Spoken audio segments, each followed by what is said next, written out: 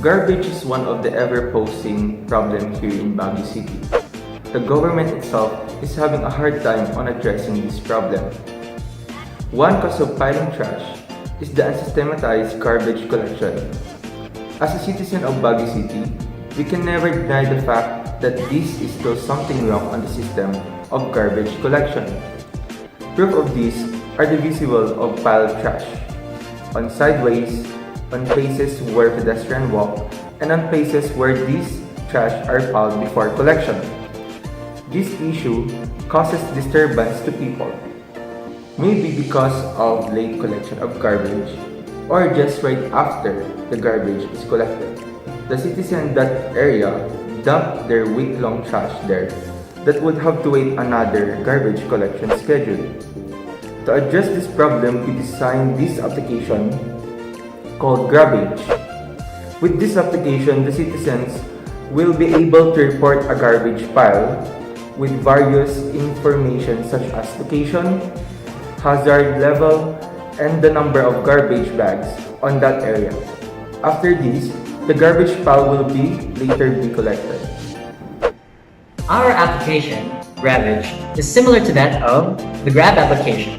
The Grab app lets the user book a taxi driver in order to avail for its transportation services wherever they are. Our application, Grabbage, lets the user notify the garbage collection unit in the scattered trashes among the streets of Baguio City or in living quarters. The interface for our application is similar to this, of which is shown in your screen. There are 4 needed information that the user needs to type in order for the garbage collection unit to be notified with full information. First off is the location. The application may utilize the smartphone's capability of GPS to get the location of the user, or the user may input the location manually in order to track where the trash is. Next is the hazard level. There are 5 levels in which the user may input in order for the garbage collection unit to be notified whether the trash that is left out in the streets or in the housing units is hazardous or not. Level 1 being the lowest, which is not hazardous at all if left out. And level 5, which is the most hazardous if left out and would pose serious health threats to the people around it. Next is the garbage type. The user has to input the garbage type for the garbage collection unit to be notified on which garbage type it is. There are 5 types that are available for options in the application.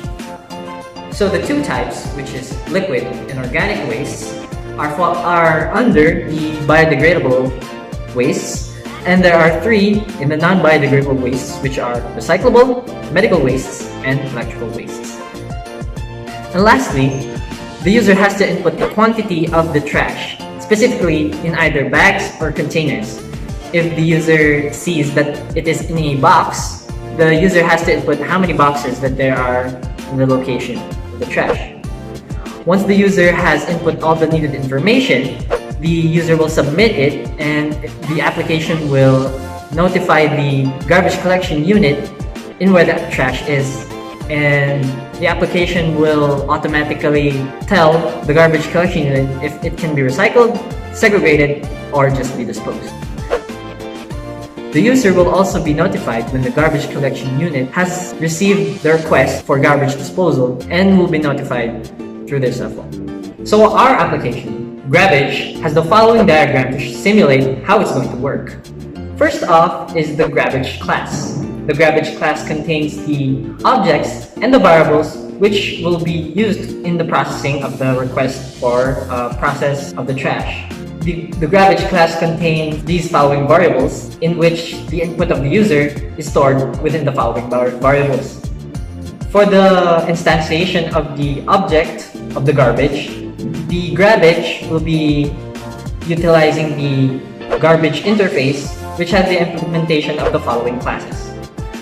So the garbage interface contains the following variables: quantity and hazard level.